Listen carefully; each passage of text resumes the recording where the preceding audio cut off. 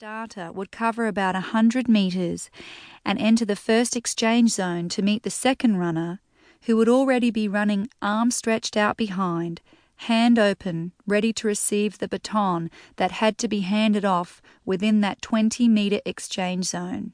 Runner 2 would carry the baton to the second exchange zone and hand off the baton to runner 3, who in turn would run about 100 metres, handing off the baton to the anchor, who would carry it across the finish line. The entire race would be only one lap, 400 metres, and take less than 1 minute.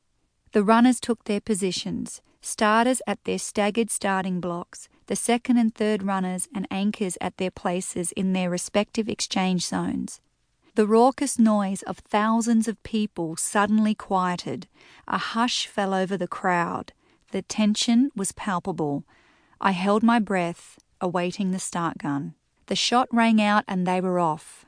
The first USA handoff was smooth, and my screaming cheers were lost in the roar around me as the US team took the lead.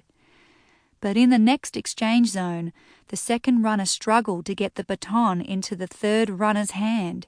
My heart fell. That muffed handoff had cost precious milliseconds and perhaps the race, but I hoped the third and fourth runners could make up for it. The seconds flew by, 41.95 seconds to be exact. That's how long it took for Bahama to win the gold. Jamaica was a mere 0.18 seconds behind, followed by the USA at 42.20 seconds, trailing the winning team by 0.25 seconds. "Nick, they should have won," I cried in disbelief. "How did this happen?" He didn't need to answer.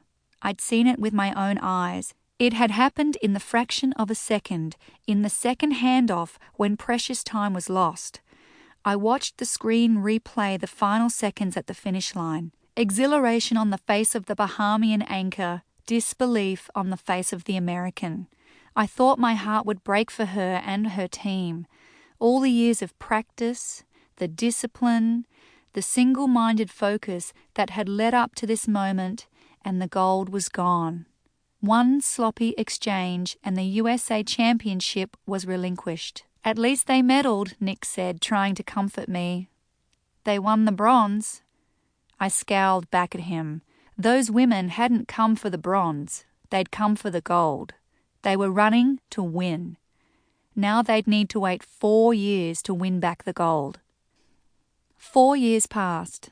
In a hotel room somewhere in the US, on August 27, Nick and I sat in front of a television, captivated by scenes of the 2004 Summer Olympics in Athens, Greece. My Greek pride swelled at the stunning pageantry of the opening ceremonies, and I drank in the history and imagery of every broadcast.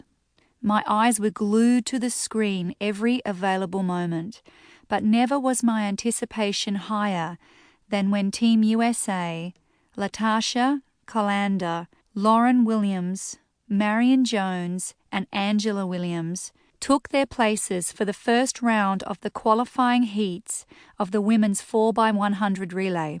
16 teams were competing in the 2-heat qualifying round. 8 teams would win their place in the final race. The 4 American women were considered the 4 fastest runners on the field. Poor Nick was nearly deaf from my screams of joy when they proved themselves to be the fastest and strongest team in the first heat that day, 41.67 seconds. "Nick, they were faster than the winning team in 2000. Tomorrow, the gold is theirs for sure, right?" The next day, nothing could have kept me away from watching the finals, the medal race.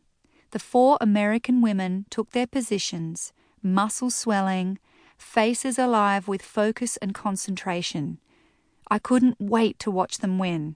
Poetry in motion, precision and power in every move.